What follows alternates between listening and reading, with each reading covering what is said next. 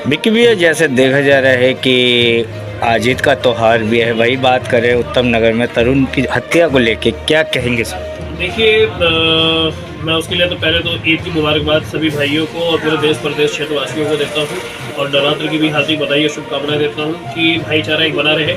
देखिए, उत्तम नगर में जो होली के दिन जो एक छोटी सी जो घटना हुई जिसको इतना बड़ा इशू बना दिया गया, अगर वो देखिए भाईचारा होता है, अगर हल्का सा गुब्बारे से किसी बच्चे से पड़ भी गया था तो जो मोहतरमा थी अगर उनसे माफ़ी भी मांगी गई थी, मगर उन्होंने इस चीज़ का इशू बना दिया और वो आज देख लीजिए आज क्या भाईचारों को ख़राब करने वाला माहौल बन रहा है पूरा। आप देख रहे हो दिल्ली में किस तरह से पूरा एक नफरत वाला माहौल बन गया है और ईद के मौके पे जहाँ खुशी मनानी चाहिए वहाँ उत्तम नगर में पूरा वहाँ समाज वहाँ खड़ा है, हिंदू समाज आक्रोश में खड़ा है, तो ये गलत है।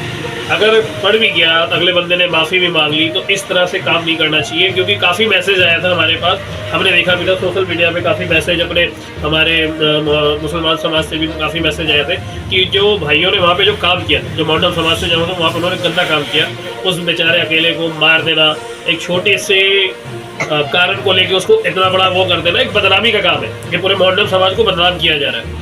तो ये छोटा सा काम अगर ना करते तो आज ये भाईचारा अच्छा बना रहता, दिल्ली में भी उत्तम नगर से एक अच्छा मैसेज आता कि भाई वहाँ पे भी होली और ईद में खुशियाँ मनाई गई, नवरात्र में खुशियाँ मनाई गई। तो आज सारा समाज यहाँ खड़ा है। देखिए, वहाँ जो हुआ है वो गलत हुआ है, भाई के साथ गलत हुआ, इतने लोगों ने मिल के ये बदनाम करने वाला काम किया है अपने मोहल्लम समाज को।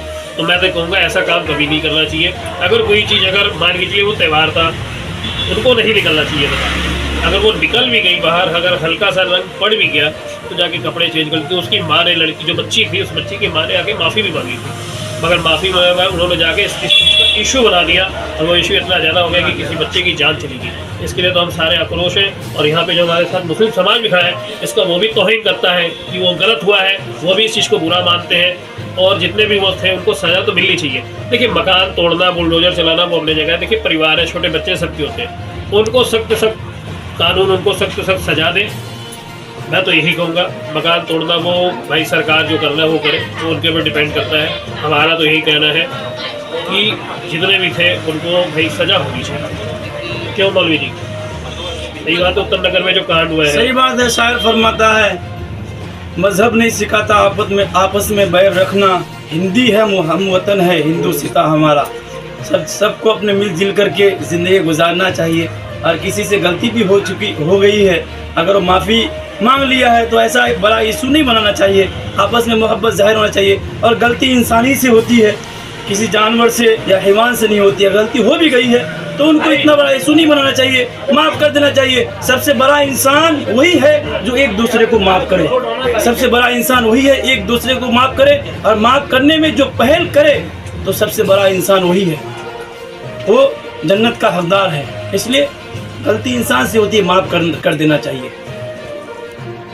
क्या नाम है आपका? मैं सुरेंद्र भोजा, समाजसेवी संगठन RSS। ईद का त्यौहार है और नवरात्रे भी चल रहे हैं, क्या कहेंगे?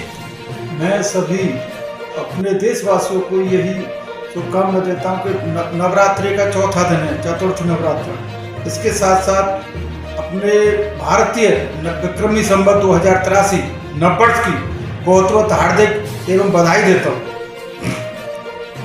ईद का त्यौहार भी है, ईद के त्यौहार पे क्या कहेंगे देशवासियों को? ईद का त्यौहार ऐसा है, देखो ये मुसलमानों का त्यौहार है, ठीक है, मानते हैं कि सभी का मिलजुल के त्यौहार होना चाहिए, पर इनके अंदर जो कुछ घृणा की दृष्टि है ना वो गलत है। जैसे एक कोसी के पास में एक बाबा को मारा है जो गौ सेवक था और वो ईद के दिन ही मारा है, तो ये तो बिल्कुल गलत है।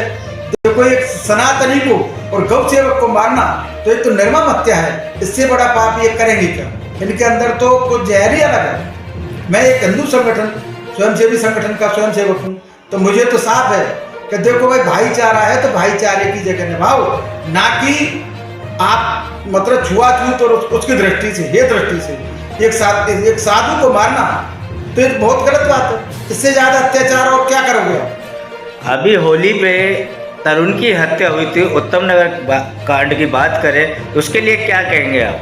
उत्तम नगर में जो दिल्ली में हुआ था वो भी कांड बहुत घृणा और दृष्टि से देखा जाता है। वैसे अगर चाहते तो उस जगह पर वहीं की ओर बैठ के उनका सुलहनामा, राजीनामा हो सकता था, वरना वो मतलब ईर्ष्या की दृष्टि से बहुत मतलब मैं तो एक स्वयंसेवी संगठन से जुड़ा हुआ हूँ, वैसे अत्याचार है। मतलब मुसलमान हिंदू को उसी घृणा से देखता है जैसे पहले पाकिस्तान में देखते थे, क्योंकि सरासर अत्याचार हो रहा है। उसको मार दिया, क्यों मार दिया? उसका अकेला बेटा था, तो देखो उसका तो दीपक बुझ गया ना। इन पे क्या फर्क पड़ेगा? इनको सजा करा दोगे आप, सजा से क्या होता है? या तो उनको एनकाउंटर किया जाए और जितने हैं सभी को एनकाउंटर किया जाए। हम तो इसी में सहमत हैं, हम इसी बात को हमें तो इसी बात से घृणा है और इसी बात से नाराजगी है। सरकार को जल्दी से जल्दी, भाजपा सरकार को या रेखा गुप्ता को जल्दी से जल्दी कदम उठा के और उनके एनकाउंटर कराए जाए। मैं सभी हिंदू संगठनों से या हिंदू बहन भाइयों से यही एक अरदास करता हूँ हाथ जोड़ के कि अब हिंदुत्व का जगने का समय आ चुका है। अब जगो, अब नहीं जगे तो कब जगोगे? अब अगर सो गए ना तो जिंदगी भर सो जाओगे, क्योंकि सरकार हमारी है, सरकार हमारी मदद करती है। तो मैं तो एक ही बात कहता हूँ, हिंदुओं अब जागो, अब आपके जागने का समय आ गया है, अब सोने का समय नहीं है।